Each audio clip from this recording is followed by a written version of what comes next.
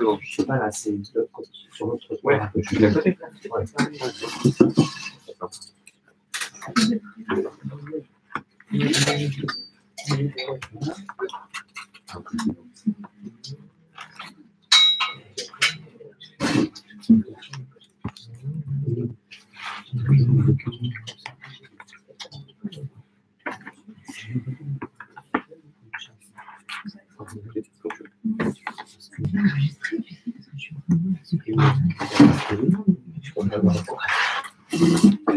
Je pourrais avoir pas de maths. On va besoin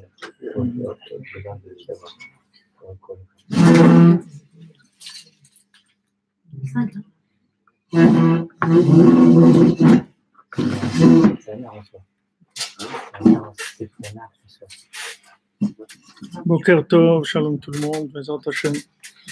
On va aujourd'hui continuer notre shiur sur la Torah 54. Et hier, il y avait une ashgacha extraordinaire parce que je ne sais pas pourquoi hier j'ai raconté, j'ai parlé de Rav Dinovitch et que quand il était à Paris, qu'il était Rosh Yeshiva, qu'il a tout laissé pour Breslev. Et quand je suis rentré, j'ai trouvé un message de lui qui m'a envoyé. Il m'a dit que maintenant il était complètement dans les Sipurim Maasiot et il fait des cours sur Sipurim Maasiot et il a repris Breslev à 100%. Il est complètement Saint-Pélé. Je lui ai dit d'ailleurs, c'est vraiment une ashgacha extraordinaire. On voit les liens des Neshamot, c'est merveilleux. En fait, quand quelqu'un, tout ce qu'on parle ici dans cet enseignement de la Torah 54, de sortir du mauvais œil, c'est en fait de sortir du mauvais regard qui empêche de voir le bien chez nous et le bien chez l'autre. Parce que si tu vois le bien chez toi et chez l'autre, c'est fini, tout le monde est connecté à la même chose, c'est Echad. Qu'est-ce qui empêche d'être Echad? C'est que tu crois que l'autre, il n'est pas bien, c'est tout. D'après tes critères de bien, qui en fait, qui ne sont pas les critères de bien. Parce que toi-même, tu ne t'es pas trouvé. Le jour où tu te trouves, tu acceptes tout le monde, puisque tu n'es plus en rapport de conflit avec personne. Tu n'essayes pas d'être le premier, ni d'être le dernier, puisque ça change. Il n'y a pas de premier, puisqu'il n'y a pas de guerre, puisqu'on est hors concours. Donc, du moment où on arrive à trouver le bien qui est en soi et d'avoir un regard positif sur nous et sur les autres, c'est terminé. C'est-à-dire, on est connecté à une seule chose. On est tous pareils. C'est-à-dire, il n'y a aucune différence entre les individus.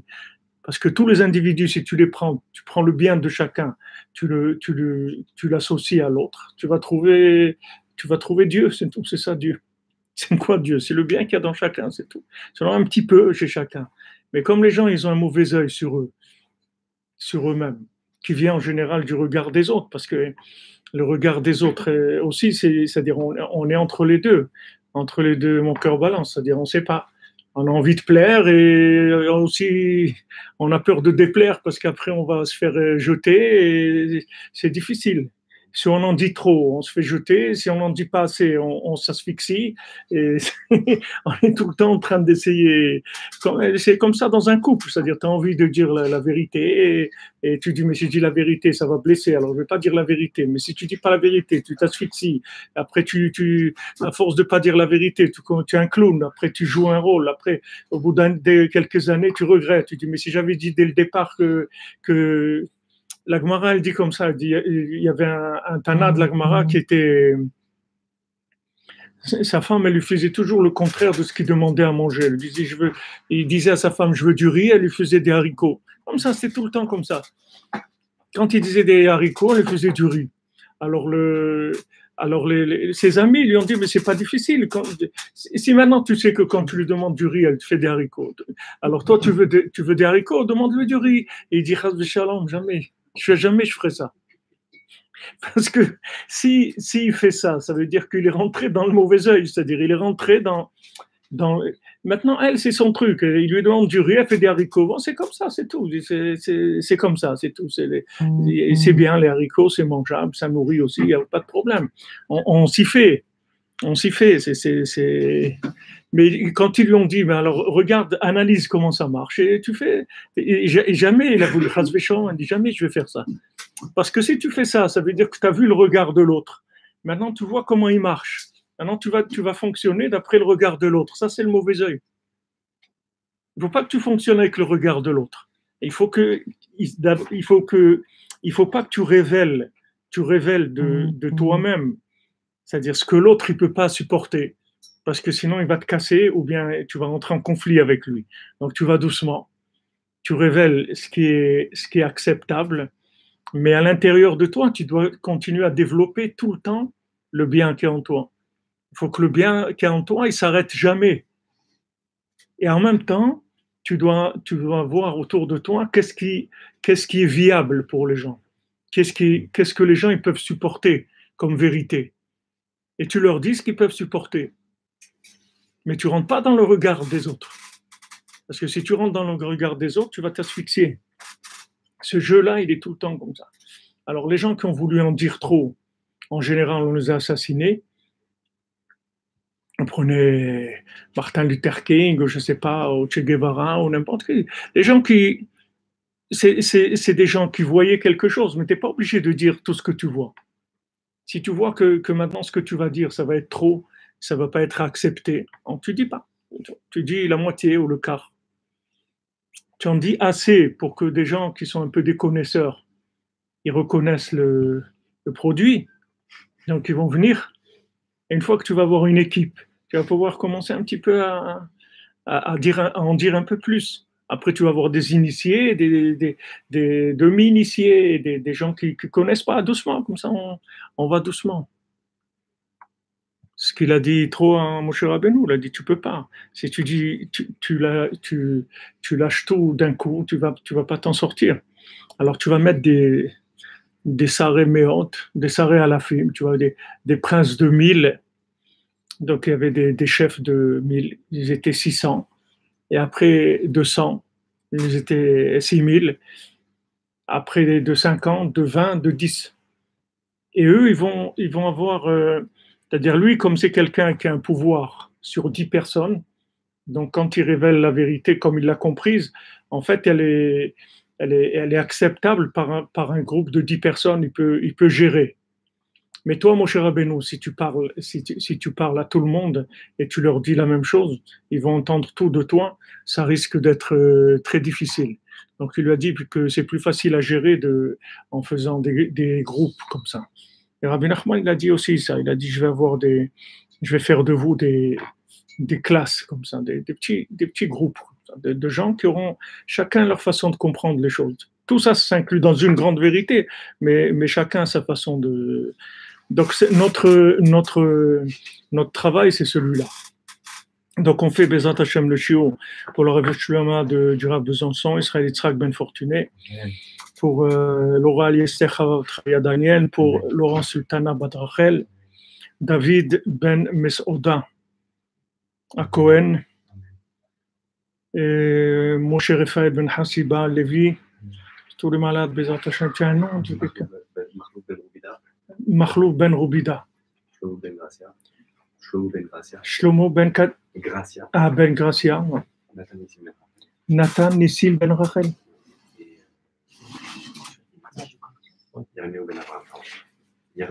Yirmiyahu Ben Avraham. Ben Avraham, ça. Georgette Ben Arthur. Yoshua Ben Mayassa. Quel nom vous avez dit? Shaoul Ben Yakot. Georgette Bat Arthur. Georgette Bat Arthur. Monique Batsara. Une fois Shlema. Tchouva du cœur de Esther Bat Rachel. Et Leilun Nishmat Yitzhak Loski. Loski et la dame là une dame de Los Angeles, là, j'ai pas son nom maintenant sous les yeux. Et revois Shlema pour Rivka Bat Rachel, Ariel Mir Ben Rivka et Shaoul Dalien Ben Rivka. Ok. Pinchas. Roger Pinchas Ben Nina. Revois Shlema Ben Rachel. Donc voilà le problème de ce qu'on appelle le mauvais œil. C'est-à-dire le mauvais œil, c'est entre le Ain Tova Et Ain Ra, c'est ça c'est ça la différence, si vous voulez. Maintenant, après, ça va se manifester dans des choses des fois qui sont matérielles. On dit ouais bon, j'ai acheté une nouvelle voiture, il m'a mis l'œil ou des trucs. Mais ça, c'est déjà le côté très matérialisé, très grossier de la chose. Mais la racine de la chose, c'est que si maintenant vous en faites trop par rapport à ce qui peut être accepté par les autres, alors ça entraîne le mauvais œil. Vous voyez ça dans David Ameller. Parce qu'Hachem, il a dit à David Ameller, tant qu'il n'y a pas un shalom, une paix dans tout le Ham Israël, tant que tu n'es pas en shalom avec tout le monde, tant qu'il y a de la guerre, tu ne construis pas le temple. Il a envoyé le prophète dire à David Ameller, tu le mets en garde, tu lui dis qu'il ne construise pas le temple tant qu'il y a des problèmes tant que les gens ne le reconnaissent pas en tant que roi, mais tous, alors tu ne laisses pas construire le temple. Il ne faut pas que David Ameller construise le temple. Pourquoi? Parce que David Ameller, il a fait des guerres.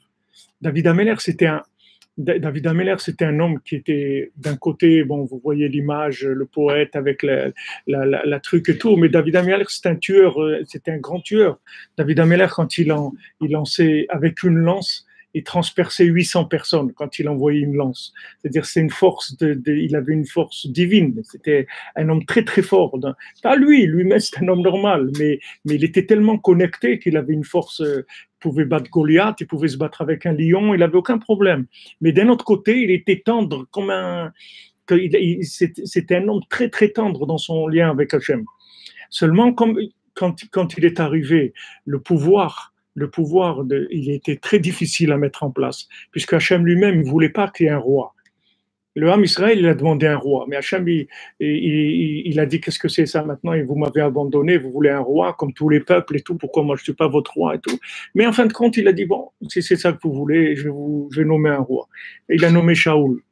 Mais quand maintenant Shaoul a perdu la royauté, justement parce qu'il n'était pas assez soumis à Hachem, puisque Hachem lui a dit de tuer Amalek, il n'a pas tué Amalek, il a fait des calculs, etc. Donc il a nommé David. Mais David, il n'arrivait pas à mettre en place sa royauté. Il n'arrivait pas à se faire accepter par le peuple. Parce que chez nous, c'est-à-dire la Torah, le roi, il n'est pas nommé par le peuple. Le roi, il est nommé par Hachem. Chez nous, le seul système politique qui existe, c'est un roi nommé par Hachem, c'est tout. Il n'y a pas les partis ni de gauche, ni de droite, ni d'extrême droite, ni d'extrême gauche, ni rien. Il n'y a pas de président, ni de ministre, il n'y a rien de tout ça. Il y a un roi nommé par Hachem. Donc ça y est, il n'y a pas de... Seulement, il faut que les gens ils acceptent le roi. Parce que si les gens ils l'acceptent pas, on n'a rien fait. Si les gens ils acceptent pas le roi, on n'a rien fait du tout. Donc David Ameller, il n'était pas accepté. Donc Hachem il a dit, tant que tu n'es pas accepté par tout le monde et qu'il y a des guerres, tu ne peux pas construire le temple. Hachem lui a dit, tu as versé trop de sang pour que tu puisses construire le temple. Donc c'est Shlomo qui a construit le temple, bien que toute la force elle venait de David, mais c'est Shlomo qui a construit le temple. C'est-à-dire que maintenant, Shlomo il est arrivé dans un moment où l'œil, si vous voulez, le mauvais œil, il s'était calmé sur la royauté. C'est-à-dire à l'époque de Shlomo, il y avait beaucoup plus de shalom, c'est-à-dire il a pu construire le temple, parce que c'est impossible de construire le temple s'il y a des guerres. Et à l'époque de Shlomo, aussi, il y a un rapport avec l'argent. C'est-à-dire, à l'époque de Shlomo, les gens, l'argent, ça les intéressait pas du tout. C'était pas quelque chose dans leur vie, ça n'avait aucune importance. Tandis qu'à l'époque de David, oui. Alors, ce rapport avec l'argent aussi, ça traduit aussi le manque de Emouna, le manque de soumission avec Hachem. Parce que celui qui vit avec Hachem, l'argent, ça n'existe pas pour lui. C'est véhiculaire. C'est pas quelque chose qui représente un pouvoir. Mais quand il y a un manque de soumission à Hachem, alors tu as besoin du pouvoir de l'argent, parce que sinon tu ne vas pas exister. Donc tous ces ajustements-là, c'est en permanence. Alors il y a des domaines où on n'a pas le mauvais œil, c'est-à-dire qu'on peut exprimer et il n'y a pas de problème. C'est-à-dire on va arriver à trouver son pouvoir, son expression avec les gens, etc. Et il y a des fois des domaines où on est obligé d'attendre. On est obligé d'attendre patiemment. Mais dans cette attente-là, il faut faire très attention de filtrer le regard d'autrui. C'est-à-dire que c'est pas parce que j'arrive pas à exprimer la vérité que j'ai en moi que je veux me laisser influencer par le regard d'autrui. Pour l'instant, je me mets en voie en stationnement, c'est-à-dire je stationne, mais je me mets pas, je vais pas à la casse, je vais pas à la fourrière. Je stationne, c'est tout. Je suis stationné, j'attends. Dès que je peux, je sors. Et on dit que Mashiach, il est à Rome. Mashiach, il est à Rome et il fait des pansements aux lépreux. D'accord. Alors, comment il fait? Il prend chaque lépreux, il le nettoie, il lui fait son pansement, il finit entièrement. Et après, il prend un autre. Alors, on lui demande pourquoi tu ne fais pas plusieurs en même temps. Ça ira beaucoup plus vite. Tu prends plusieurs, tu fais le traitement à 10 personnes, après tu fais des pansements. Et il dit, je ne peux pas, parce que si maintenant je dois me révéler en tant que Mashiach, je ne peux pas les laisser comme ça. Si maintenant j'ai fait le premier, j'ai fini de penser le premier, et avant que je m'occupe du deuxième, on me dit, ça y est, tu vas te révéler en tant que Mashiach. Et je ne peux pas. Donc, je suis obligé de m'occuper de un et de finir. Pourquoi on nous dit ça? Pourquoi nous ça? Je nous dis ça pour te dire dans quelle attente il est Mashiach de se révéler. C'est-à-dire, c'est chaque seconde qu'il attend de se révéler. C'est pas un projet à long terme. C'est chaque seconde que ça peut arriver. C'est sa conscience. Donc, qu'est-ce qu'il fait? Il fait des choses petites, il les termine, après il passe encore à une autre chose, etc. Alors, mais il y a sa vie en lui. C'est-à-dire, c'est chaque seconde que ça peut se passer. Alors maintenant, même si tu te trouves dans un milieu où tu ne peux pas révéler la vérité qui est en toi, tu ne peux pas pour l'instant. Si tu parles, tu vas te faire mal voir ou tu vas te faire envoyer. Et ça va. Comment c'est qu'il est à Mashiach? C'est nos chachamim qui nous disent ça. Nous, on ne sait pas. Hein? Pourquoi Rome? On peut donner, je peux vous donner des explications, mais la raison pourquoi c'est là-bas qu'il est. On dit aussi que tous les kelim du Beth Amikdash ils sont là-bas. Mais il y en a qui disent que c'est pas les vrais. Les vrais ils sont en dessous, ils sont restés en dessous le kotel. Ils sont toujours là-bas. Ça c'est des reproductions. Il y a beaucoup autour de ça. C'est très difficile de donner. Ce que je vous dis c'est ce qui est écrit. Voilà, ça c'est écrit. Maintenant pourquoi il est là-bas? Peut-être s'il est en plein dans Esav, dans Edom, c'est là-bas où pour l'instant il est dans cette galoute-là. Ou qui sait c'est lépreux, qui sait ça, je sais pas où est-ce qu'on les trouve, où est-ce qu'on les voit, je ne sais pas. Les gens qui ont essayé un petit peu d'avancer là-dedans, ils sont pas sortis vivants. Les gens qui ont été là-bas à Rome, qui ont essayé d'avancer dans ce sujet-là, Bémet, c'est pas ça qui nous intéresse. Nous, c'est notre poste de travail, c'est tout. Ce qui nous intéresse, c'est de faire notre boulot, c'est tout. Comme il dit Rabbi Nathan, il dit, moi, j'empêche pas le Mashiach de venir, en tout cas. S'il doit venir, il va venir. C'est pas moi qui l'empêche. Notre travail, c'est de faire ce qu'on a à faire. Et faire ce qu'on a à faire, c'est-à-dire qu'on a un bien en nous, il faut qu'il vive ce bien. Quand en Espagne, ils chantent ça tout le temps, que viva España. C'est-à-dire, il faut que ça vive. Il faut que le bien qui est en nous, il faut qu'il vive. Il faut qu'il sorte. Alors, des fois, vous avez des juifs qui sont nés dans une famille non juive, mais c'est des juifs. Mais ils ont atterri, ils sont nés, et ils sentent au fond d'eux qu'ils sont juifs, mais ils ne peuvent pas dire qu'ils sont juifs. S'ils disent qu'ils sont juifs, ils font semblant de ça, mais d'un autre côté, leur cœur, c'est très difficile. C'est des choses qui sont très dures à gérer, surtout dans un monde de fous comme on est aujourd'hui. C'est très, très dur à gérer. Mais en tout cas, ici, Rabbi Nachman, il va nous donner les conseils, comment gérer cette contradiction-là, pour pas aller trop loin dans la révélation, ce qui va entraîner un mauvais œil qui empêchera. Regardez en Eretz Israël. Regardez, ça fait combien? Ça fait combien d'années qu'on est retourné en Israël? 70 ans. Regardez le mauvais œil. On n'arrive pas à être accepté dans le monde. Alors que vous avez des pays, vous prenez le Nicaragua ou le truc et tout, ils n'ont aucun problème. Nous, il n'y a pas, tu ne peux pas construire une maison, tu ne peux pas tu ne peux pas faire ça, tu peux pas.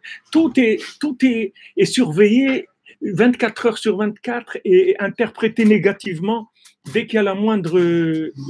Raphaël, il dit. c'est interprété négativement. Dès que c'est possible d'interpréter négativement, c'est interprété négativement. Mais il faut savoir que ça, il faut pas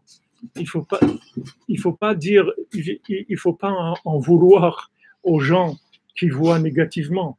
Il faut savoir que le fait que ça a été précoce, ça entraîne le mauvais œil. Le fait que c'est précoce, ça entraîne le mauvais œil. La sortie d'Égypte, elle était précoce. On devait sortir au bout de 400 ans. D'accord? D'ailleurs, 400, c'est Gematria Ra'ain, c'est Gematria mauvais œil. C'est-à-dire il fallait rester 400 ans pour terminer avec le mauvais œil. On n'a pas pu rester 400 ans. 210 ans, il fallait sortir, sinon on était terminé. Donc on est sorti. Mais le fait qu'on soit sorti avant, de façon prématurée, ça entraînait le mauvais œil. Le mauvais œil, il était déjà en nous-mêmes. C'est-à-dire les gens eux-mêmes, ils ont commencé à râler tout de suite. C'est-à-dire, ouais, c'est quoi? Il n'y a pas de truc, il n'y a pas d'eau, il n'y a pas de quoi manger, il n'y a pas ça. Puis la manne, on en a marre, on veut de la viande et tout. Quoi, Eretz Israël? Non, on ne veut pas rentrer en Eretz Israël. C'était tout ça, mais c'est pas de leur faute. C'est pas de leur faute. C'est comme si vous prenez un prématuré. Je sais pas, il y a eu là dans le monde un petit bébé de 200 grammes, je crois, il a vécu. Il est arrivé à survivre et il est normal. C'était un rideau, je crois, 270 grammes, quelque chose comme ça, qui a tenu le bébé. Mais un prématuré, il a besoin d'un truc qui est pas normal, un traitement de malade. C'est pas un traitement de quelqu'un de normal. Donc maintenant, le problème qu'il y a, c'est l'ajustement. C'est-à-dire que si maintenant on révèle pas la lumière, la personne elle va mourir, d'accord? Si on lui révèle la lumière trop tôt, alors il va avoir le mauvais œil. Il va avoir le mauvais œil. Mais qu'est-ce qu'on va faire entre mourir et le mauvais œil? Alors on est obligé de choisir le mauvais œil. Qu'est-ce qu'on va faire? En espérant qu'avec le temps ça va se calmer, ça va s'arranger. On espère comme ça, mais c'est pas évident. C'est pas évident. Combien de gens qui sont montés en Israël et c'est très dur pour eux. C'est très très dur. La vie est dure et tout. Mais pourquoi c'est dur? Parce qu'il n'a pas attendu le moment qu'il fallait. Mais d'un autre côté, s'il attend le moment, il ne va jamais monter. Donc il dit, c'est pas le moment, je monte. Mais est-ce que tu es prêt à payer les difficultés? Eh bien, on verra, on fera avec. On aura essayé. Alors on essaye. Des fois, c'est trop dur, on revient. Il y a des gens, ils sont partis, revenus 4 fois déjà. Ils ont été, ils sont revenus, ils sont repartis, ils sont revenus comme ça 4 fois. Et à la 4e fois, ça a marché. Mais pourquoi? Parce que tout le système du monde, il marche comme ça. La création elle-même de ce monde, elle est prématurée. Hachem, il a créé 7 fois ce monde, il a explosé. 7 fois, ce monde, il a explosé avant qu'il y ait le monde comme il est maintenant. Et quand il a commenc't à tenir, il y a eu tout de suite le déluge. Après, il y a eu la tour de Babel. Après, il y a eu le Sodome. Après, Sodome avec Abraham Avinu. Toutes ces histoires-là, tous ces problèmes-là, c'est que des problèmes d'ajustement. C'est-à-dire, il y a trop de lumière par rapport à la capacité de l'intégrer. Donc, ce trop de lumière-là, qu'est-ce qu'il fait? Il entraîne le mauvais œil. Maintenant, quand vous savez comment ça marche, vous vous calmez. Parce que dans un couple, c'est exactement la même chose. Dans un couple, quand vous vous rencontrez, en fait, le jour où vous vous rencontrez, vous voyez la fin. Pas maintenant. Vous voyez comment ça va être à la fin quand vous allez tenir, comme la maquette 3D d'un immeuble, elle est magnifique. Mais maintenant, qu'est-ce qu'on va faire? On va rentrer dans la boue, on va commencer à creuser les fondations. Et cette maquette-là, comme on dit, Inch'Allah, Bezat Hashem, un jour, il y aura l'immeuble, il y aura le Mishkan à Ouman. Mais en attendant, il faut subir les trucs et les rabbins et tous les trucs qui contre et celui-là. Oh, ok, ça fait partie du jeu. Alors, si vous savez ça, que maintenant, la lumière qui vous permet de vous engager dans un mariage, c'est la lumière pure de l'âme. C'est-à-dire que vous voyez, wow, ça y est, vous flashez, c'est la personne, ça y est, c'est bon, on démarre. Mais c'est pas parce que tu as vu ça que ça va être facile, ça n'a aucun rapport. Ça n'a aucun rapport. Au contraire, plus le couple, c'est un couple, comme on dit, un couple parfait, plus ça va être difficile. Plus le couple il a un amour parfait, et plus l'œil va être dessus de façon plus importante pour le casser.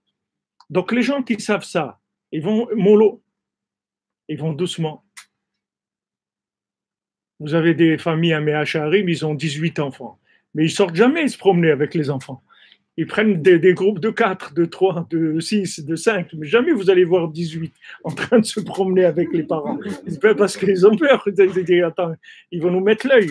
Alors on dit, non, non, et voilà, et les enfants, ils sont là, ils ne disent pas combien, rien du tout. Ils se cachent tout le temps. Moi, en Israël, au début, je voyais ça, je disais, mais pourquoi les gens, ils cachent comme ça? Quelqu'un, il va voyager, il ne dit pas. Je dis, pourquoi il ne dit pas?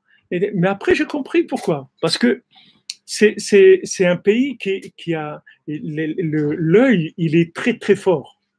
L'œil, il est très fort sur ce pays-là, très très fort. Et les gens qui sont là-bas aussi.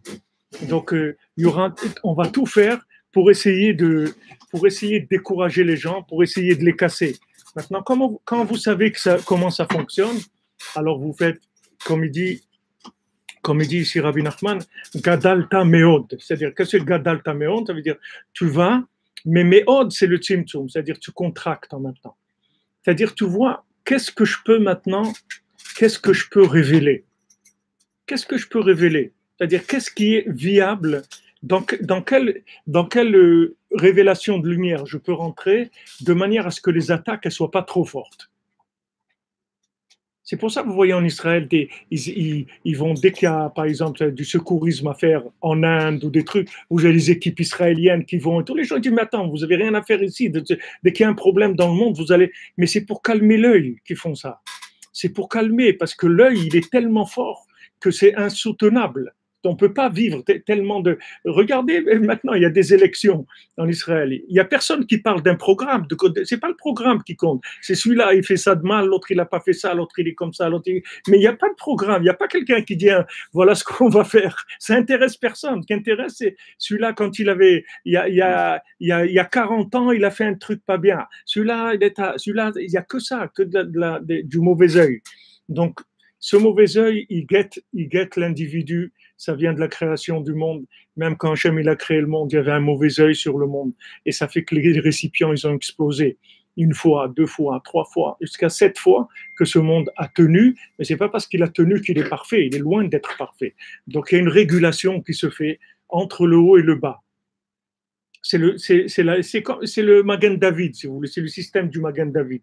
Le Magen David parfait, il faut que ça et ça soit pareil. C'est-à-dire que ce qui descend d'en haut, c'est-à-dire le vouloir d'en bas et l'amour d'en haut, il faut qu'ils se rencontrent de façon parfaite. C'est-à-dire qu'il faut que j'ai un vouloir qui corresponde à ce qu'Hachem il veut me donner. Le jour où je touche ça, alors le Magen David, il est parfait. Pour l'instant, c'est le triangle des Bermudes. Il parle du triangle dans le monde, je ne sais pas, des trucs, le triangle qui gère le monde. Il y a beaucoup de trucs, des triangles dans le monde, qu'on parle de ces triangles-là. Mais le système, si vous voulez, c'est Ani les Dodi, Vedodili. C'est-à-dire que, alors non, on dit, Hachem il nous dit, il y a une discussion entre nous et Hachem. Hachem, il dit, Chouvo est là, il va chouva alechem. Venez vers moi et moi je viens vers vous. On lui dit non. Non, on dit non. Achivenu Hachem elecha, venashuva. Toi, ramène-nous et nous on vient. Qu'est-ce qui va faire le premier pas? C'est dur à régler. Parce que si maintenant vous faites un pas, mais ce pas-là, il n'est pas dans les normes de gestion. Vous avez fait un pas. Imaginez-vous, vous ouvrez une entreprise, l'idée est bonne, tout est bien, mais au niveau gestion, vous n'avez pas ce qu'il faut encore. Ce n'est pas le moment. Le produit, il n'est pas encore prêt pour... Alors, ça ne va pas marcher. Mais ça ne veut pas dire que le produit n'est pas bien. Le produit est très bien.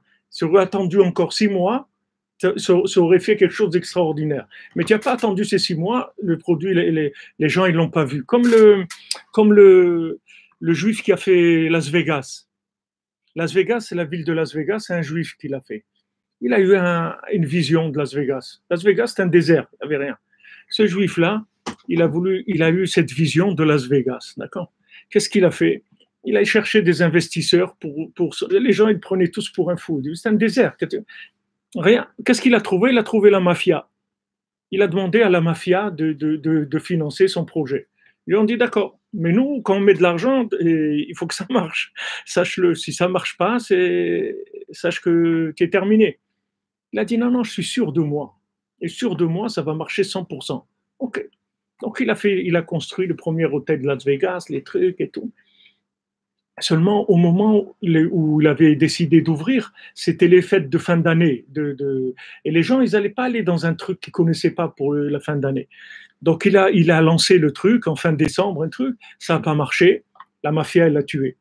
2 ou 3 semaines après, ça a commencé de la folie. C'est-à-dire, c'est devenu un truc de folie. Les gens, ils arrivaient de partout. Ça s'investissait de partout. C'est devenu un truc...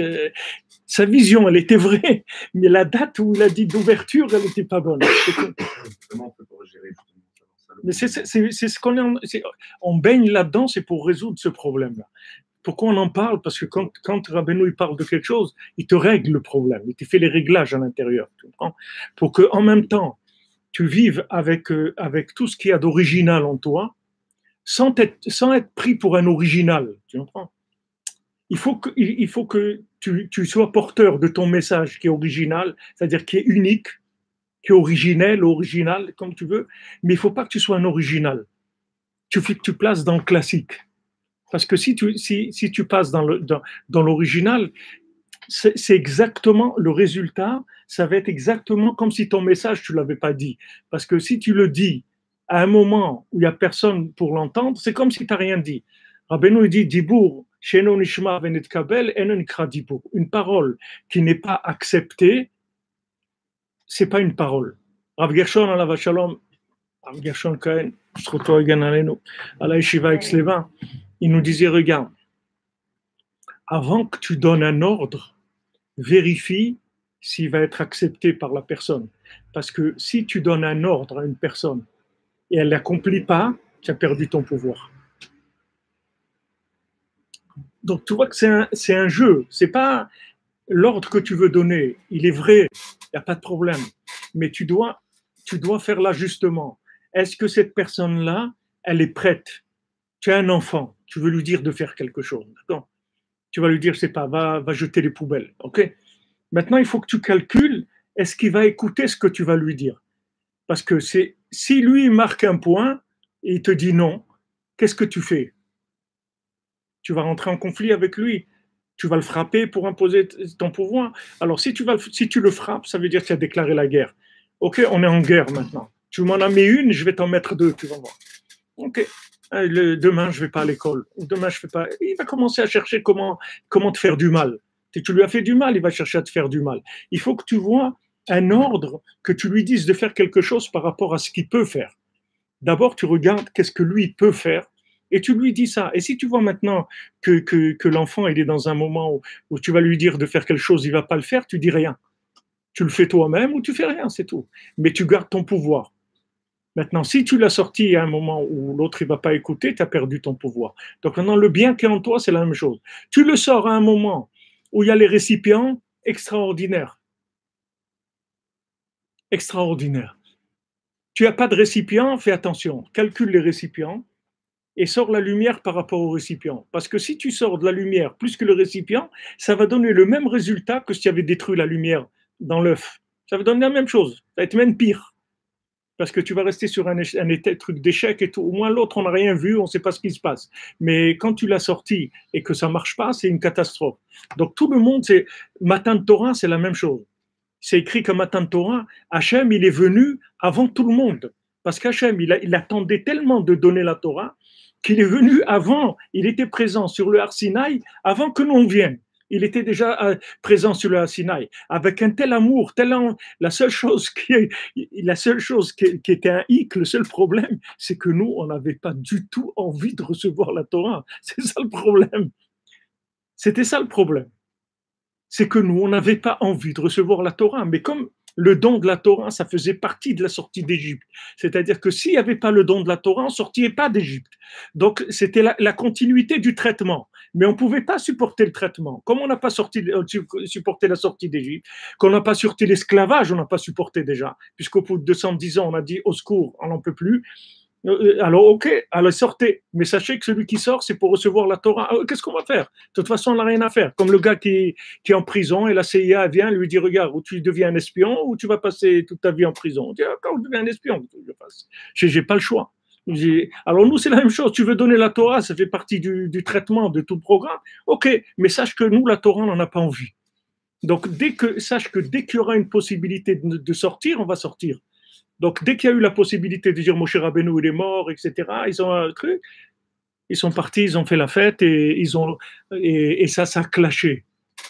Maintenant, le clash d'Hachem, il fait partie du programme. C'est-à-dire qu'Hachem, il est obligé de clasher. S'il dit rien, alors ça veut dire tout, c'était de la rigolade, toute cette histoire-là. C'est-à-dire, c'était tout, hein, c'est-à-dire, c'était un film.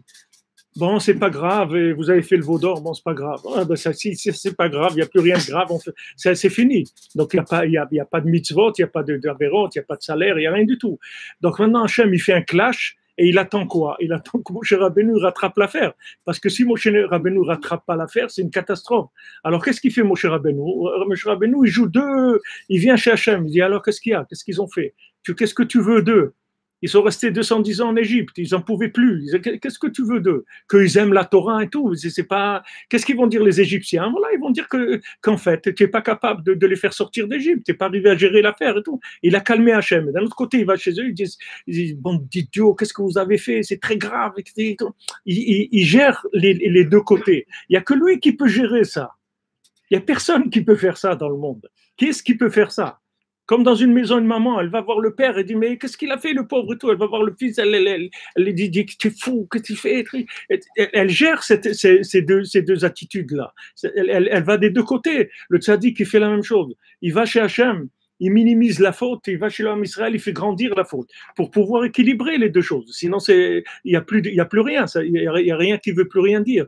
Alors, c'est là où il rentre le principe du mauvais œil. C'est-à-dire que le mauvais œil, c'est que depuis qu'on arrive dans le monde, depuis qu'on est, et même avant la naissance, il y a ce mauvais œil qui est sur nous. C'est-à-dire qu'on a un bien en nous, et vous pouvez le voir avec le temps, je l'ai dit plusieurs fois, avec le temps, ceux qui ont eu le mérite de se rapprocher de Rabbi Nachman, d'aller à Ouman, de monter en Eretz Israël, ou d'avoir leurs enfants dans la Torah, des choses comme ça, ils peuvent voir à côté de combien de dangers ils sont passés, que leur vie, elle aurait été terminée complètement. Et ils sont arrivés à passer à côté, mais juste à côté. C'est-à-dire que c'est des miracles. Hachem, il vient te chercher, c'est un miracle. C'est un miracle que quelqu'un ait fait tchouva. C'est un miracle. Dans les normes, ça n'existe pas, la tchouva. Ça n'existe pas. Dans les normes de ce monde, Rabbeinu dit dans la Torah des Sabbat de Beatuna, les anciens d'Athènes, comme Rabbi Yeshua ben Levi ou ben Hanania ben Levi, il a été pour répondre là-bas aux philosophes d'Athènes. Alors il leur a répondu à tous, ils sont tous morts parce que le jeu c'était celui qui gagne dans le débat philosophique, il meurt. C'est-à-dire celui qui perd, il meurt. Alors tous ils sont morts parce que c'est lui qui a gagné. Mais quand il est revenu, il a dit c'est vrai que j'ai gagné, mais je suis resté avec des crabes dans ma tête, des trucs, ils m'ont collé, des trucs, j'ai quand même perdu des plumes. Regardez un tzaddik de ce niveau-là, il a eu juste une discussion philosophique et tout, regardez comment il est sorti. Nous, qu'est-ce qu'on va dire? Nous, on est baignés dans tout le mal du monde et la consommation, etc. Comment tu veux faire tchouva? C'est impossible que tu fasses tchouva. Rabbi Nathan, il dit, celui qui rentre là-bas, il sort jamais. Il n'y a pas de sortie, ça n'existe pas. Dans la logique, tu ne peux pas sortir. Donc tu sors par un miracle, comme la sortie d'Égypte. Donc quand tu sais que tu es un miraculé, tu es quelqu'un qui est sorti d'Égypte, il faut que tu t'attendes à des réactions extérieures et intérieures qui sont hors normes. Qui sont hors normes. Comme j'ai dit à un ami à moi d'Aix-les-Bains de plusieurs années, un élève aussi du Rav Besançon. Quand je dis un peu ce qui se passait pour le gars-là, tu regardes, tous les rabbins, il me dit, mais tu l'as cherché, mon ami, qu'est-ce que tu fais? Tu es tous les jours en train de parler de Rabbi Nachman, tu veux qu'il te laisse tranquille? Tu veux quoi, qu'il t'amène un tapis rouge? C'est normal, si tu fais ça, il faut que tu t'attendes à... Alors tu as des attaques de l'intérieur, à des moments tu doutes sur le bien que tu as en toi, tellement c'est dur. Et des fois, tu es attaqué de l'extérieur. C'est-à-dire que tu dis, mais qu'est-ce qu'ils veulent ces gens-là? C'est des malades, ils sont fous, etc. Qu'est-ce que c'est? C'est tous des escrocs, ils cherchent tous l'argent. Des deux côtés, c'est-à-dire que tu es attaqué des deux côtés. Et ces deux côtés-là, ils sont faux. Les deux. Ces gens-là, ils sont très bien et toi aussi, tu es très bien. Seulement, il y a un œil. Il y a un œil qui veut étouffer la chose. Qui veut étouffer. Et 99% des gens, ils sont passés à côté de leur vie. Donc, c'est pas un chidouche de passer à côté de sa vie. Je veux dire, c'est pas une nouveauté. Parce que 99% des gens sur Terre, ils sont passés à côté de leur vie. C'est-à-dire qu'ils n'ont jamais su que la vie, elle existait. Ils n'ont jamais su. Ils ont été à l'école, ils ont pris des métiers, ils ont travaillé, ils ont des familles, ils ont été en vacances, ils ont trucs. Mais la vie, ils n'ont jamais su que ça existait. C'est-à-dire la connexion avec Dieu, ils ne savaient pas que ça existait. Ils ne savaient pas. Ils n'ont jamais découvert. Comme quelqu'un, il a un téléphone, mais il n'a pas la connexion, mais il joue avec, il y a des jeux dedans, il joue au truc, et il utilise la calculatrice, il regarde la météo, les trucs. Mais un jour, tu viens, tu lui dis, tu sais que ça, tu peux parler avec quelqu'un. Tu dis, comment? Mais oui, viens, je te montre. Il dit, on a fait comme ça, voilà. Allô, oui, qui c'est? C'est Hachem, c'est Rabbi Nachman, comment ça va? Ah bon? On peut parler avec... Eh oui, mon ami. Mais voilà, 99% des gens, ils ne savent pas que ça existe.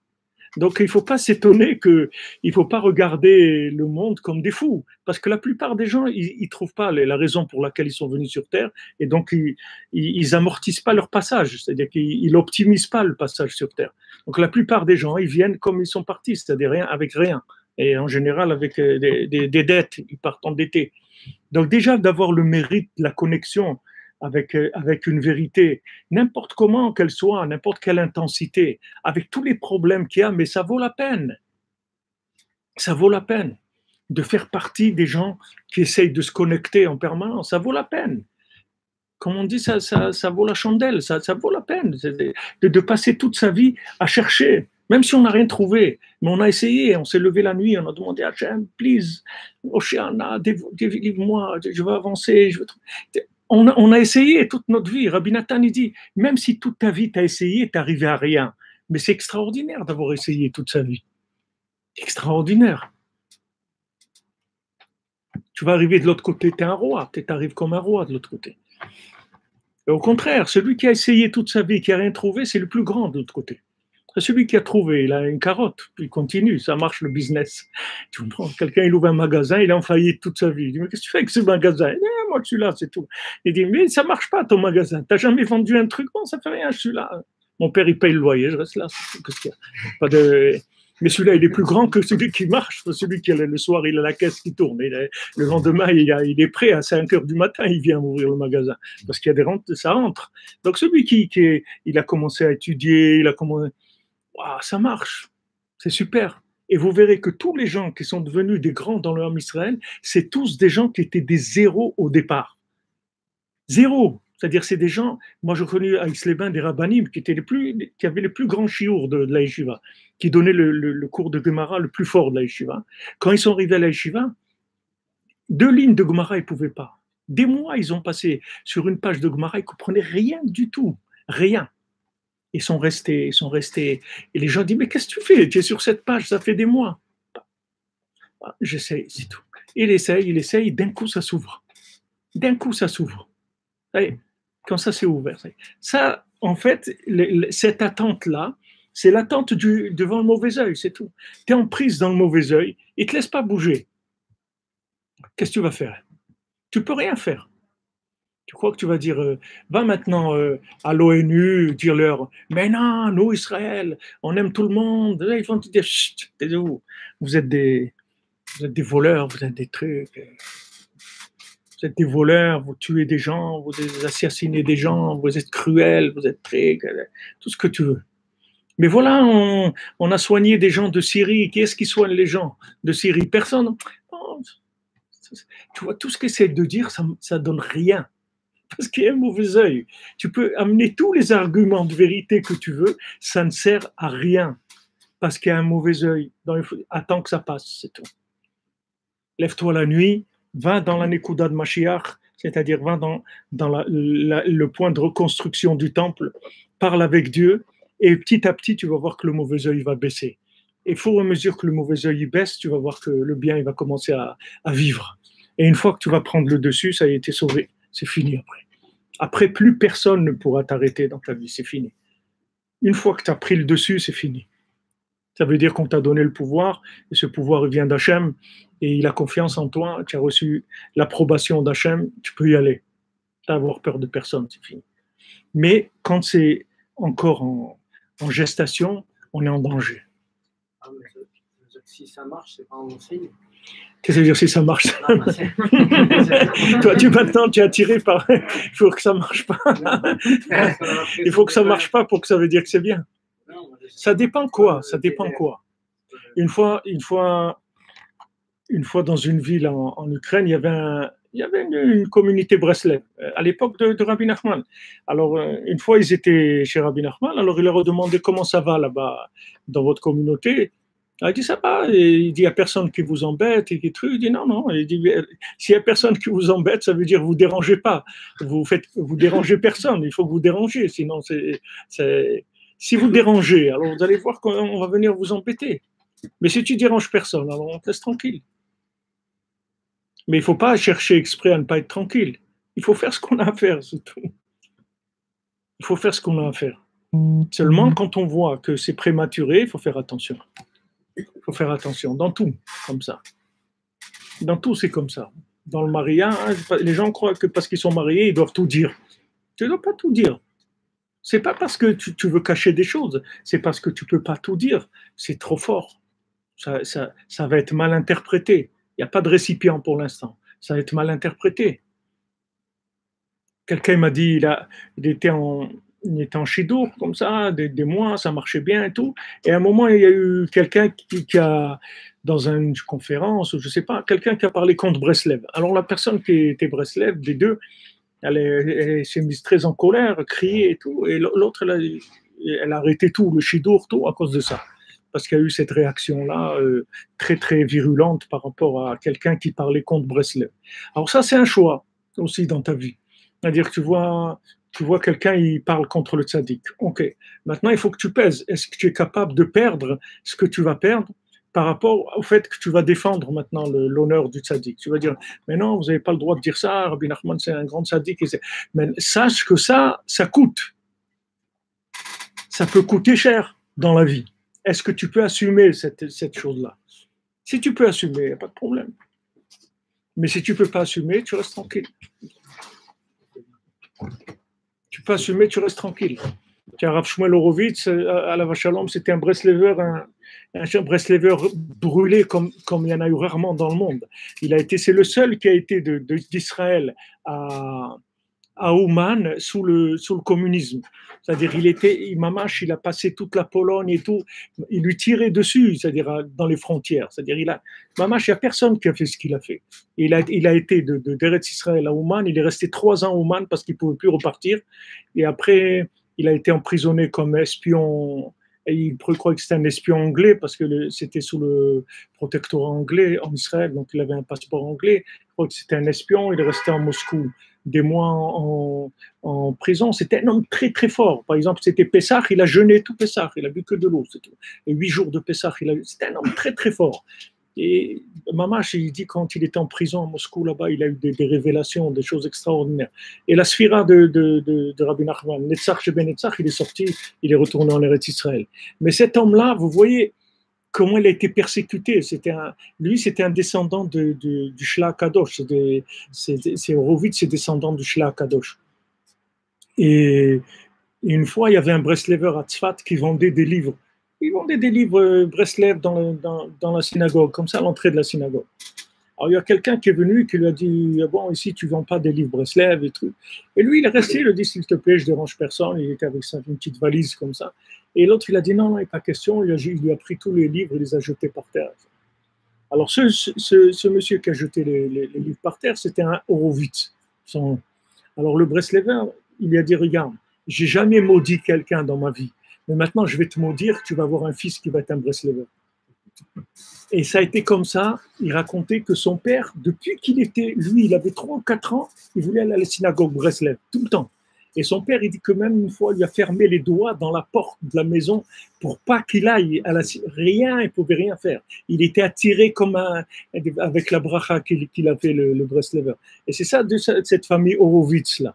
Alors lui, quand il était jeune marié, la belle famille et tout, avec les rabbinim, c'était les rabbinim de la Eda Haredit et tout, les grands rabbins de Jérusalem, on fait signer un papier que jamais il parle avec un Breslev, que jamais il étudie un livre de Breslev. Pas l'écouter Moharan, jamais il étudiera. Ils ont fait signer devant les rabbinim et tout, il a signé. Après, il a fait ce qu'il a fait, mais il a signé. Il n'a pas dit j'ai rien à faire de vous, etc. Même assister à la Brit Mila de son fils, ils l'ont laissé qu'en dernière minute. C'est-à-dire qu'il a pu juste assister comme un invité, et après il a dû partir. Il n'a pas vu son fils pendant des années. Il n'a jamais connu son fils qu'à l'âge de 3 ou 4 ans. C'est la première fois qu'il l'a vu. C'est des gens, ils ont souffert pour être Breslev, parce qu'ils ont dit Breslev. Donc, des fois, il y a des situations dans la vie qui coûtent. Est-ce que tu peux payer ce prix-là? Tu ne peux pas payer le prix, tu te tais. Maintenant, quand tu te tais, il ne faut pas que tu meurs. Il faut juste que tu te taises. Mais il ne faut pas que ça meure en toi. Parce que maintenant, il faut que tu prennes en cachette, tu prends le soufflet, comme on dit en arabe, le raboz. Tu prends le soufflet et vas-y. Quand personne ne te voit, tu prends les petites braises et vas-y, tu souffles, tu attises le feu. Et dès que tu sors en public, tu caches tout. Tu prends, tu dis, voilà, normal, je suis dans la norme. Jusqu'à qu'après, tu arrives à un moment où tu n'as plus à avoir peur de rien, tu peux y aller. Mais tant que tu es en ajustement, c'est-à-dire que tu as encore besoin du regard extérieur, de l'aide de l'extérieur, du soutien de l'extérieur, de l'approbation de l'extérieur, il faut que tu joues les deux côtés. Faire attention. Alors le mauvais œil, il marche comme ça, de l'intérieur et de l'extérieur. Et il y a pas de, tu peux pas sortir du mauvais œil. C'est pas un truc que tu dis bon, moi j'ai rien à faire du mauvais œil. Non, il faut que tu le répares. Parce qu'on voit ici que Rabbeinu dit si tu vois que tu n'arrives pas à tenir, tu te sauves. Tu te sauves. David Amelech, il est parti, il a laissé son palais, il a tout laissé, il est parti. Avec qui il est parti? Lui aussi, il avait 400 avec lui. 400, il avait avec lui. Qui c'était les 400? C'est aussi Gematria Ra'in, c'est les 400 de Esav qui sont venus contre Yaakov. C'est toujours ces 400-là, comme je vous dis, on dit en français, les 400 coups. Les gens, ils font les 400 coups. Pourquoi ils ont sorti ce chiffre-là? Pourquoi pas 350 coups ou 250? Pourquoi 400? Parce que ça vient de dans ce racine-là, que c'est Ra'in, que le 400. Alors, David Amelech, il avait 400 avec lui.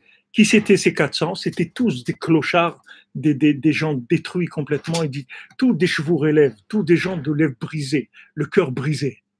C'était des gens à cœur brisé, c'est-à-dire qu'ils ont rien réussi dans leur vie. Dans les normes de la société, c'était des zéros. C'était ça les gens qui étaient avec David Amelech. Les gens qui étaient attachés à lui, c'est-à-dire les gens qui ont reconnu Mashiach, c'était ces gens-là. Ceux qui étaient installés et tout, non seulement ils ne l'ont pas reconnu, ils ont voulu tuer le Mashiach. Qui est-ce qui voulait tuer Rabbi Nathan? C'est des rabbanim, c'est pas des Rechaïm. Qui est-ce qui a fait la guerre contre Rabbi Nachman? C'est pas des Rechaïm, c'est que des grands rabbanim. C'est eux qui ont fait la guerre contre Rabbi Nachman et Rabbi Nathan et jusqu'à aujourd'hui contre Breslev. C'est pas il y a personne, tu trouveras jamais dans le monde que tu vas pas prendre le chapeau, il va pas faire la guerre à Breslev. Ça le dérange pas Breslev, tu me prends. Ça ne dérange pas du tout, ça ne dérange personne. Ça dérange que les gens qui sont dans la guerre avec le mauvais œil. Alors là, c'est une guerre. Mais si tu ne peux pas tenir, tu restes tranquille.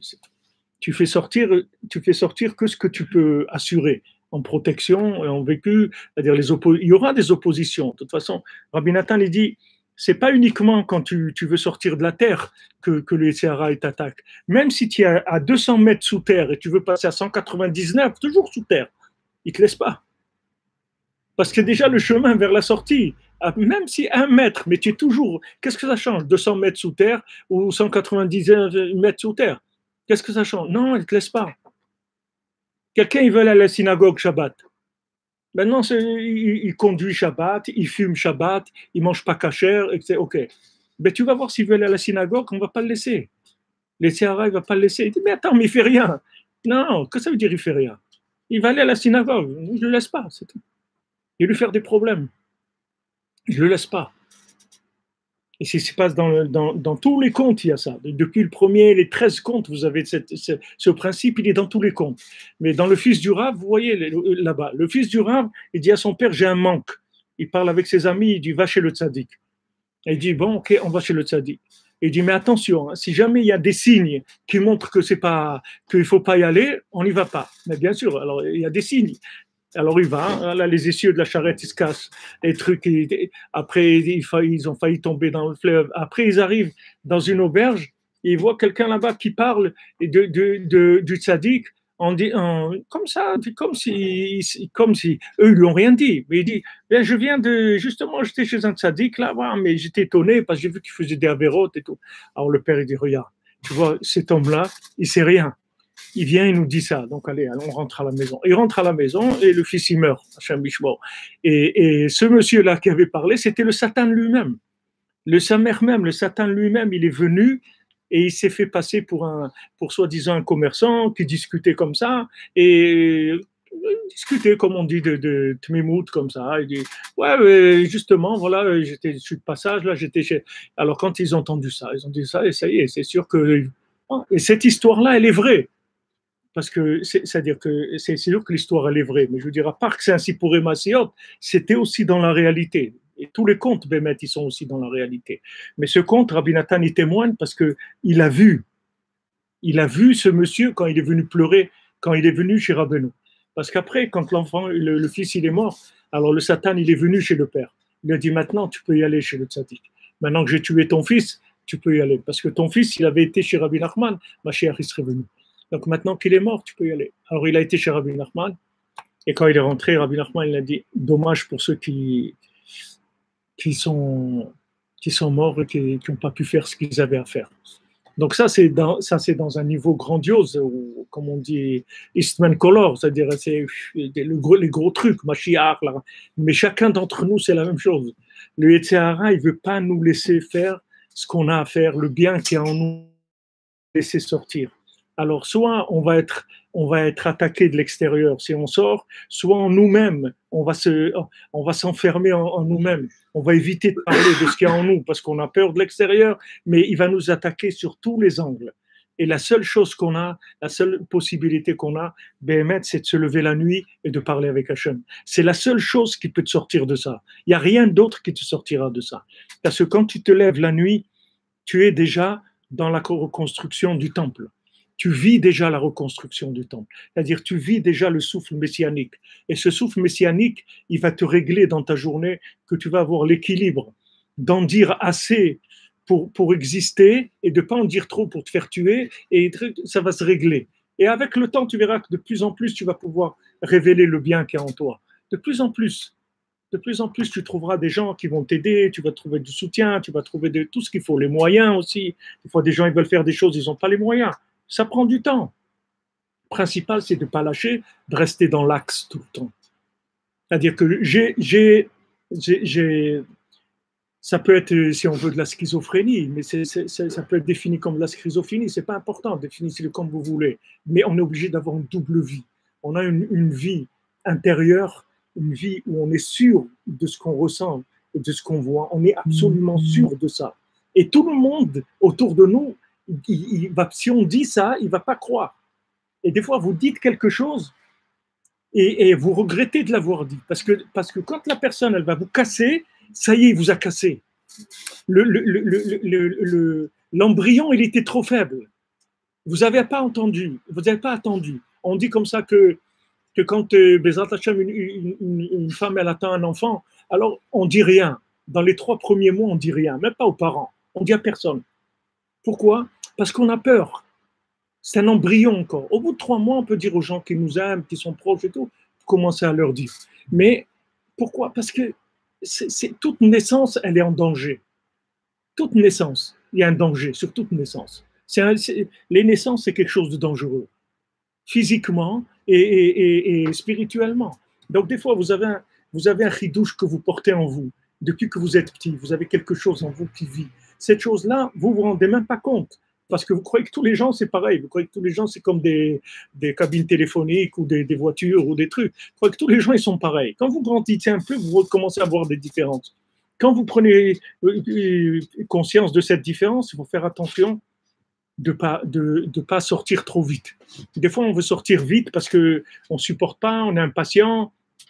Comme c'est pas que nous, c'est-à-dire que en fait, ce bien qui est en nous, il pousse à sortir. Vous voyez Yosef, Hachem, il lui a dit, va voir où sont tes frères. Va voir où sont tes frères. Ok, il part.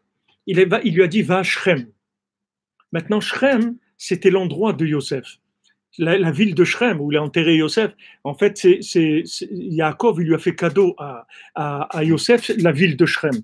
Mais qu'est-ce que ça veut dire qu'il a fait cadeau? C'est-à-dire que lui, ses frères, ils représentaient tous les tzadikim qu'il y avait dans la génération, que Yosef, il devait les ramener, leur faire tchouva à ces tzadikim-là. C'était ses frères et tout, mais ils avaient des choses encore à arranger. Lui, c'était le tzadik de la génération, mais ses frères, ils avaient des choses à arranger. Alors son père lui a dit, tu vas jusqu'à Shrem. Lui, il est arrivé à Shrem, il a dit, où sont mes frères? Alors il dit, voilà, ils sont partis à Dothan. Alors il a été à Dothan. Dès qu'il a quitté Shrem pour aller à Dothan, il est rentré dans l'œil. C'est fini. Il a perdu son pouvoir. Il ne pouvait plus dominer le mauvais œil. Donc, normalement, ils devaient le tuer. Il a eu un miracle qu'ils ne l'ont pas tué, qu'ils l'ont laissé et qu'après, tout ce qu'il a passé après, c'est rien que pour ça. Parce qu'il a dépassé, comme on dit, la dose prescrite, c'est-à-dire il a dépassé ses limites. Son pouvoir, il est arrivé jusqu'à Shrem. Son père lui a dit, va voir à Shrem, qu'est-ce qu'ils font tes frères? Il est arrivé à Shrem, il a trouvé personne, il devait rentrer à la maison. Il dit, voilà, j'ai été, je ne les ai pas trouvés, c'est tout. Ça continue à rouler. L'affaire, elle continue à rouler. Et peut-être ses frères, ils auraient eu ce qu'ils auraient eu là-bas, ils auraient fait tchouva, ils auraient vu des trucs, etc. Les choses, elles seraient passées complètement autrement. Maintenant, il a voulu aller à plus que Shrem. Le mauvais œil l'a pris. Maintenant, chacun, nous, c'est la même chose. Chacun d'entre nous, c'est la même chose. C'est-à-dire de faire attention que ce qu'il y a en nous, le cacher, pas trop, et pas trop révéler, pas trop cacher, et entretenir. Alors, Rabbi Nachman était dit, regarde, tu te lèves la nuit. Chatzot, c'est quoi? Chatzot, c'est un moment que Béhémet, c'est un moment qui n'existe pas dans le temps. La Nekuda de Chatzot, c'est-à-dire de minuit, elle n'existe pas dans le temps. C'est un moment qui n'existe pas. Il n'est pas dans le temps de ce monde. Donc, quand tu rentres dans ce moment-là, en fait, tu rentres dans un moment qui est ambivalent. C'est-à-dire, c'est un moment où il y a les deux mondes en même temps. Dans ce monde, il y a les deux. L'autre monde et celui-là ensemble. Et la preuve de ça, c'est la halakha. Si vous voyez écrit dans la halakha, ceux qui disent que on compte 6 heures après la sortie des étoiles. Disons à Paris aujourd'hui, c'est 19h15 la sortie des étoiles. Vous comptez 6 heures, ça fait 1h15. Donc de 1h15 à 3h15 du matin, ces 2 heures-là, c'est ouvert. C'est-à-dire que les deux mondes ils fusionnent. C'est-à-dire vous avez à côté de vous tous les tzadikim, comme si vous étiez là-bas, la même chose. Et eux, ils sont comme s'ils étaient ici. C'est-à-dire que c'est une fusion des deux mondes, ces 2 heures-là. Et la preuve, c'est que dans la halakha, c'est le seul moment qu'on ne compte pas selon les heures de l'hiver et de l'été. On ne tient pas compte si c'est l'été ou l'hiver. C'est 6 heures de la montre. C'est-à-dire c'est 360 minutes. On ne change jamais. Quand la nuit, c'est à 5 heures ou la nuit, c'est à 9 heures du soir, ça reste toujours 360 minutes. Alors, par exemple, après Shavuot, en Europe, tu peux plus, il n'y a plus Chatzot parce qu'il n'y a pas 6 heures de nuit. Donc, il n'y a plus. C'est tout. Mais on n'adapte pas. Alors que dans Shabbat et tout, on adapte. C'est-à-dire, on compte ce qu'on appelle Shaot Zmaniot. C'est-à-dire, on dit, par exemple, si la journée, elle fait 14 heures, alors 1 heure, elle va faire 1h12. Quand on va dire 1 heure, ça veut dire 1h12 minutes. Ou quand la journée, elle fait que 9 heures, 1 heure, c'est 45 minutes, par exemple. Mais dans le Zman de Chatzot, il n'y a pas ça. C'est toujours 6 heures. Pourquoi? Parce qu'on va d'après en haut, pas d'après en bas. Donc, en haut, ça ne change rien. Il n'y a pas l'été et l'hiver, les longs ou courts. C'est 6 heures, c'est tout. De 360 minutes. Donc, tous les jours, à 6 heures, c'est le rendez-vous avec cette fusion-là. Et si vous faites ça, jamais de votre vie, vous allez vous tromper. Jamais le bien qui est en vous, il va s'asphyxier et jamais il va se détruire par l'extérieur. Parce que si maintenant ça vient, vous êtes blindé. Ça veut dire que vous savez que vous pouvez le faire. Même si le monde entier vous attaque, vous n'avez pas de souci.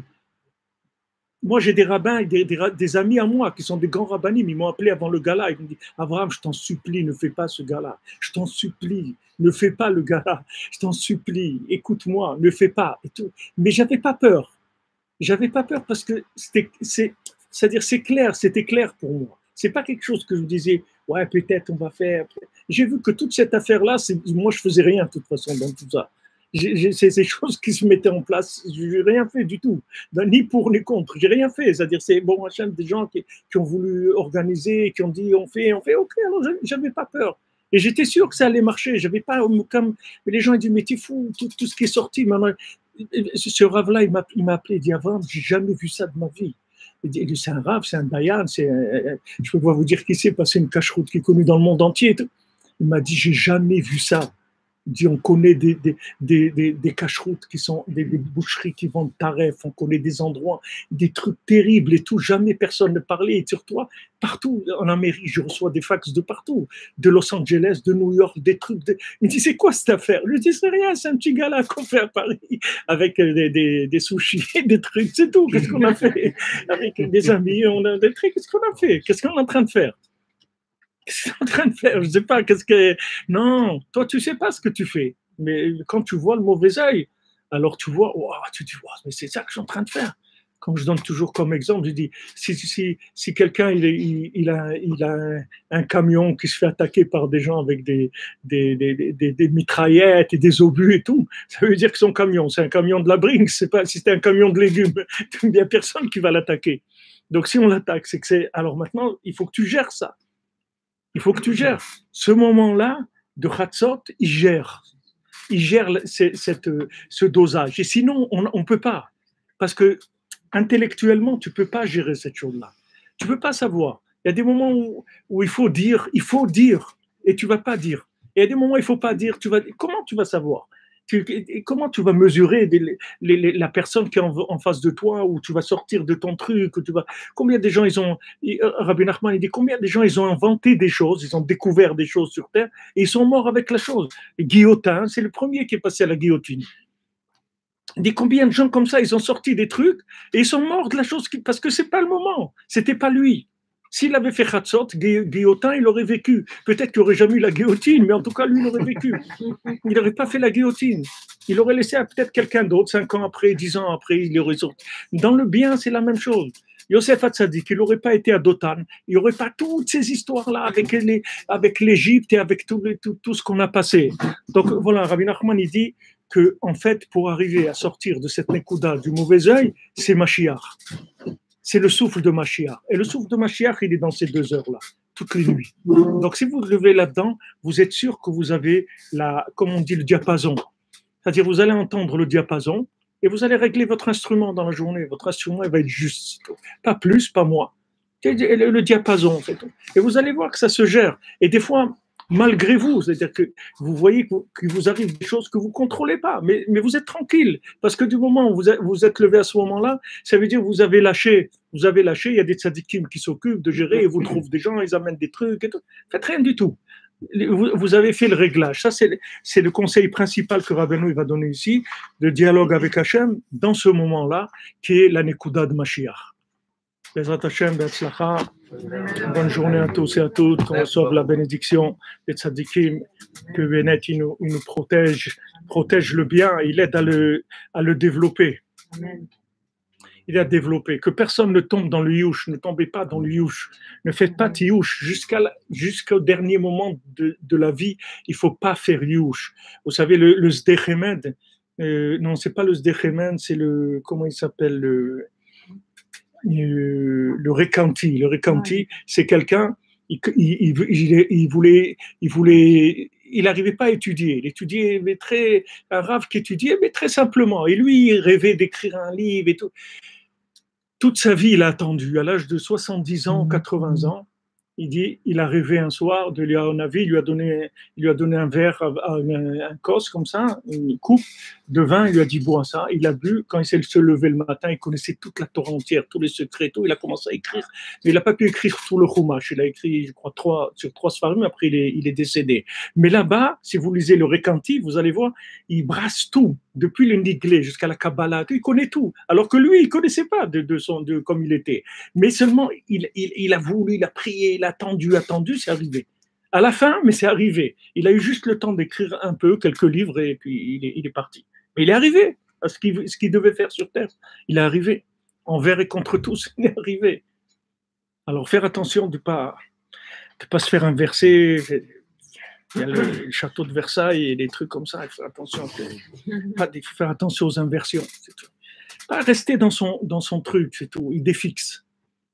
Il ne faut pas lâcher. Donc Rabbi Nachman il dit En shumiyush ba'olam klal, parce que le monde entier il va venir nous dire que ça ne va pas marcher. Le monde entier va nous dire ça. Et nous on dit oui, ça va marcher.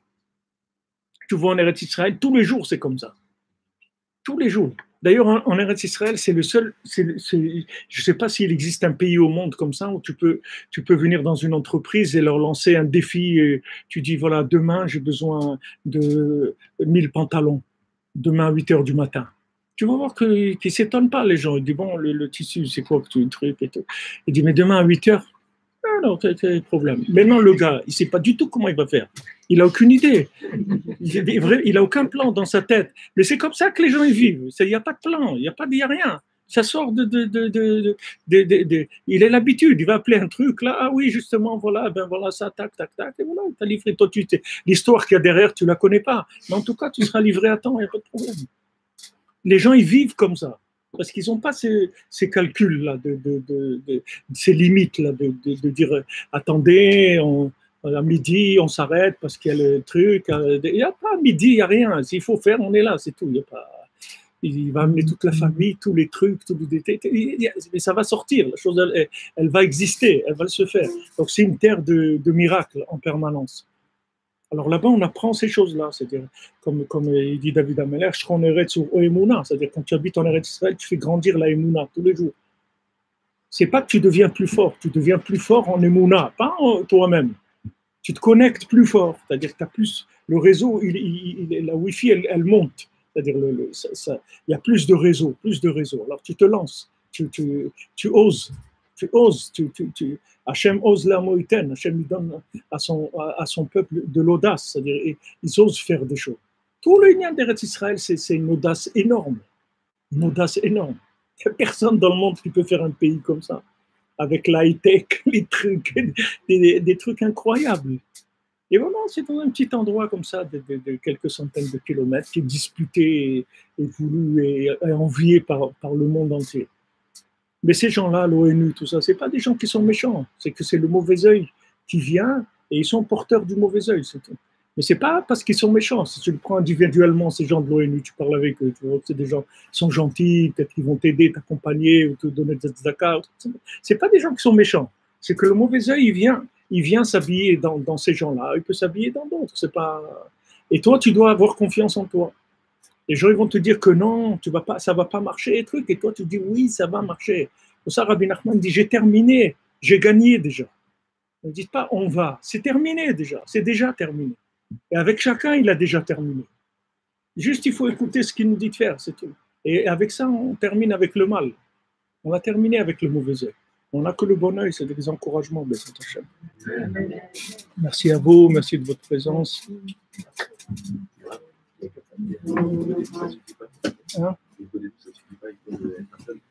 Chatzot, c'est le Zman Moufrar de l'Hitbodedut. C'est le meilleur moment pour faire l'Hitbodedut, c'est Chatzot. L'Hitbodedut